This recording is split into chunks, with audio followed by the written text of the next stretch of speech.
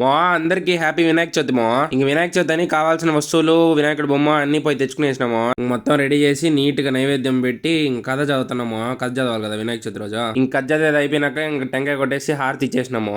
మా ఇంట్లో వినాయకుడి బొమ్మ ఎట్లుందో కామెంట్ చేయము. మొత్తం డెకరేషన్ కూడా ఎలా ఉందో కామెంట్ చేయి. మనం ఏం చేయాల మొత్తం మా మమ్మీనే చేసింది. మనం జస్ట్ పక్కన కూర్చున్నాం అంతే. ఇంక ఇంట్లో కూడా ఫుల్ ముగ్గులేసి దాల్మందలకంతా మామిడాకులు పూలు తగిలించినాము.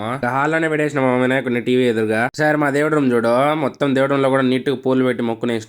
ఇంక ఇంట్లో వినాయకుడి దగ్గర దేవుడు రూమ్ లో టెంకాయ కొట్టుకొని ఇంక గుడికి వెళ్దామని గుడికాడికి ఏమేమి కావాలో అన్ని పుట్టకాడికి అవన్నీ ఎత్తుకొని నేరు గుడికాడికి వచ్చేసినాము. పుట్టకాడికి వచ్చేసినాము. మేము మామూలుగా ప్రతి వినాయక చవితికి ఇట్లా పుట్ట దగ్గరకు వస్తాము. వచ్చి నైవేద్యం పెట్టి ఆ పుట్ట చుట్టూ దారాలు చుట్టి పాలు పోస్తాము. ఇంకా నైవేద్యం పెట్టేసి పుట్ట చుట్టూ దారం ఉంటల్లా దారం చుట్టేసి ఇంకట్లా పాలు ఉంటే పాలు పోసేసినాము. పుట్టలో మామూలుగా ఎగ్స్ కూడా పెడతాము. ఇలా ఎగ్స్ పెట్టడం మర్చిపోయినాము. ఇంక పుట్టకాడ మొత్తం అయిపోయినాక ఇంకా పక్కనే శివలింగం ఉంటే ఇంకా ఆడికి పోయి మొక్కునేసి ఇంకా వినాయకుడు గుడి ఉంటే ఆడికి వెళ్ళి మొక్కున్నాము. ఇంకా మొక్కునేసి ఆ ప్రసాదము అని నైవేద్యం పెట్టిన అవన్నీ ఎత్తుకొని నేరుగా ఇంటికి వచ్చేసినాము. సరే ఉంటాయి అయితే.